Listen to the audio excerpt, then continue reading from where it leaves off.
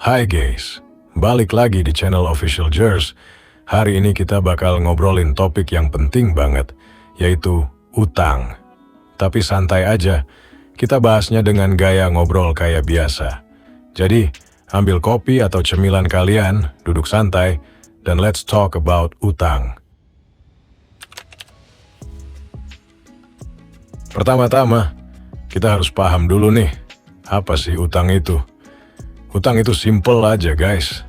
Intinya, utang adalah pinjaman uang atau sumber daya lain yang kita terima dari orang atau lembaga lain dengan kesepakatan kita bakal balikin di kemudian hari. Nah, sering banget kan kita dengar istilah utang.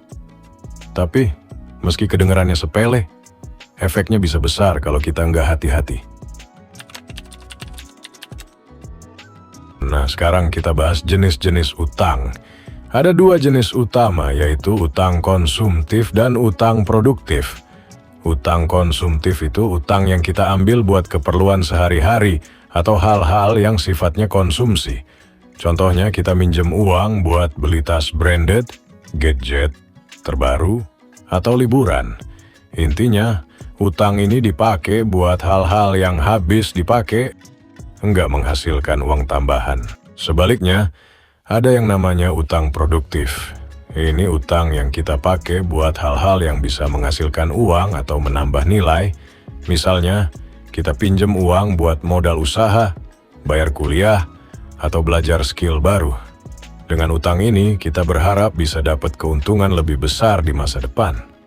Biar lebih jelas, coba kita lihat dua orang, si A dan si B. Si A minjem uang buat beli iPhone terbaru. Sedangkan si B minjem uang buat buka usaha kecil-kecilan jualan kopi. Kira-kira siapa yang lebih untung? Pastinya si B dong. Karena usahanya bisa menghasilkan pendapatan tambahan, sedangkan si A meski iPhone-nya keren, tapi nggak nambah duit di dompet. Utang nggak selalu buruk loh.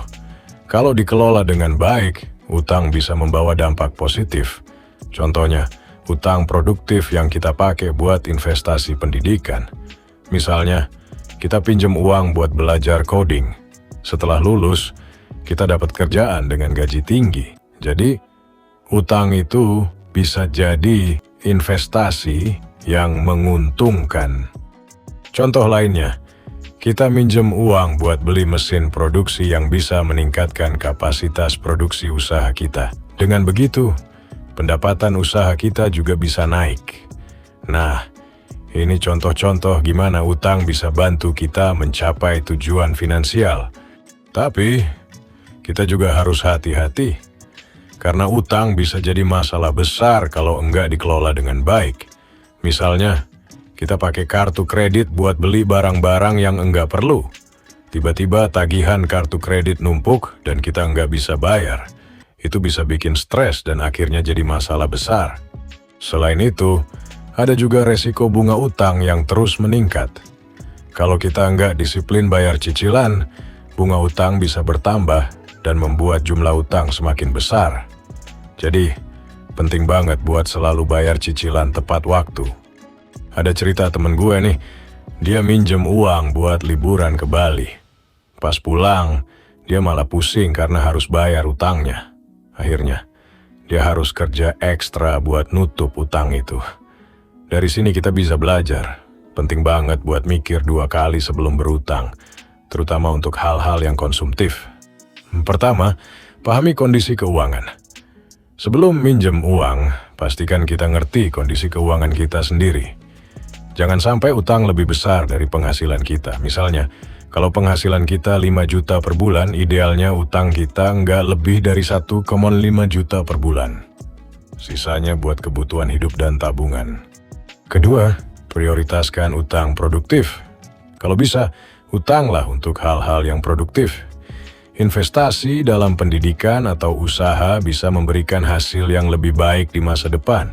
Misalnya, daripada utang buat beli gadget, lebih baik utang buat bayar kursus yang bisa nambah skill kita.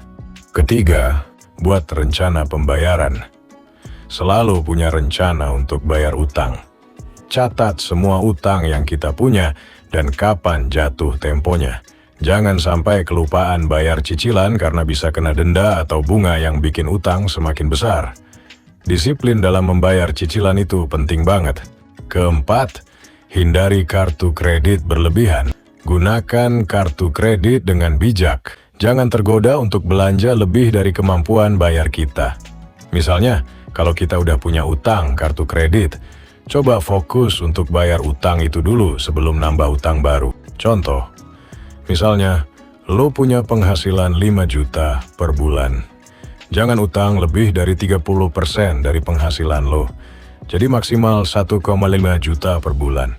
Sisanya buat kebutuhan hidup dan tabungan. Dengan begitu, keuangan lo bisa tetap sehat dan utang enggak bikin pusing. Buat video ini lebih interaktif, gue bakal jawab beberapa pertanyaan dari kalian. Misalnya, bro, gimana cara ngatur utang kartu kredit yang udah terlanjur banyak? Nah, kalau kasusnya udah parah, lo bisa coba konsolidasi utang. Gabungin semua utang dalam satu pembayaran dengan bunga lebih rendah. Bisa juga minta bantuan konsultan keuangan buat bantu atur strategi pembayaran yang lebih efektif. Terus ada lagi pertanyaan, gimana cara nabung sambil punya utang? Nah, lo bisa coba metode 50-30-20. Jadi, 50% penghasilan buat kebutuhan pokok, 30% buat bayar utang, dan 20% buat nabung. Dengan metode ini, lo bisa tetap bayar utang sambil nabung buat masa depan. Kalian juga bisa tulis di kolom komentar pengalaman atau pertanyaan kalian tentang utang. Gue bakal jawab di video berikutnya. Jangan malu buat sharing. Kita di sini belajar bareng. Bisa jadi cerita kalian bisa bantu orang lain juga loh. Jadi, guys, itu tadi obrolan kita tentang utang. Ingat, utang itu alat. Bisa berguna kalau dipakai dengan bijak. Jangan lupa like, share, dan subscribe channel gue buat info-info menarik lainnya. Dan kalau ada topik yang pengen dibahas, komen di bawah ya. See you on the next video, bro.